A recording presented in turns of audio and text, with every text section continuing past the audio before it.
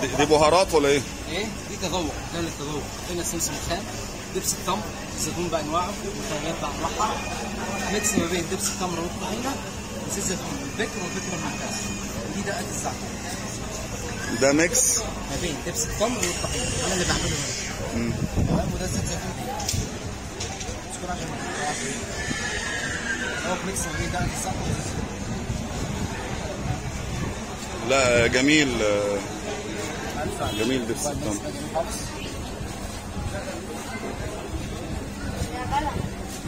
دبس تمر ده زعتر على زيت زيتون.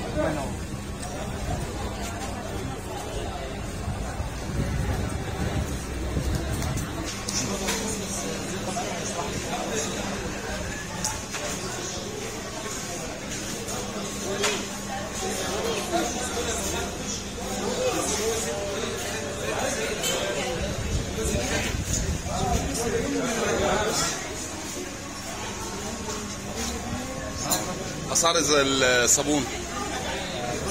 كل الصابون اللي هو في الشكل المستطيل دوت عامل 50، الشكل الثلاثي عامل 60، وفي عرض بشتري اي 4 صابونات طب 5 ريال. ده اللي هو اللبان الدكر؟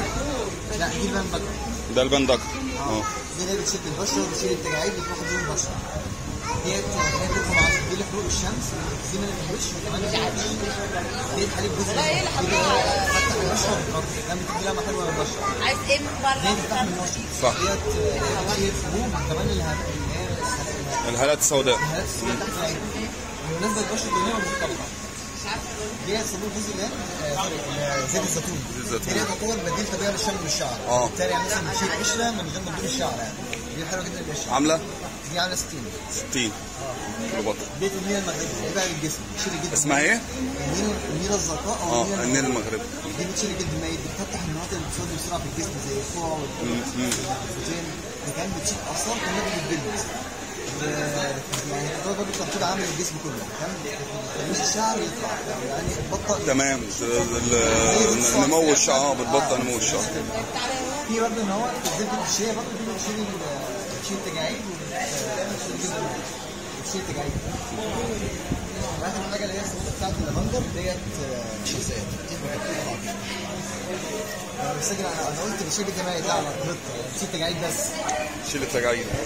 حاجه مش شايفها معنا صح.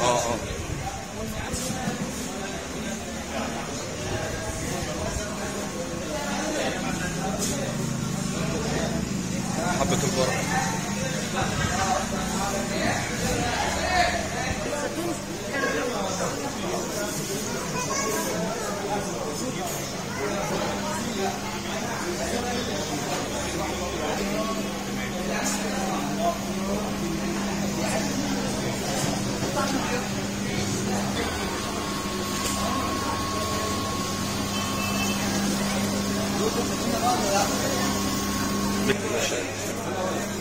ده بيستخدم في الاعلام. هي دي معصرة؟ معصرة يا باشا، بذر اهو. تمام. وبعدين بنطلع الزيت. ده بذر ايه ده؟ ده بذر الجوبة. جوبة الشعر. تمام. ده زيت جوبة يا عمر. جوبة. ده الزيت بتاعه. ده اللي هو بيسموه العصر على البارد؟ عصر على البارد يا باشا. تمام. ده بيطلع علف. ده بيستخدم في الاعلام. زيت الجوبة ما اعرفش بيستخدم ليه. بيستخدم في الشعر. الشاي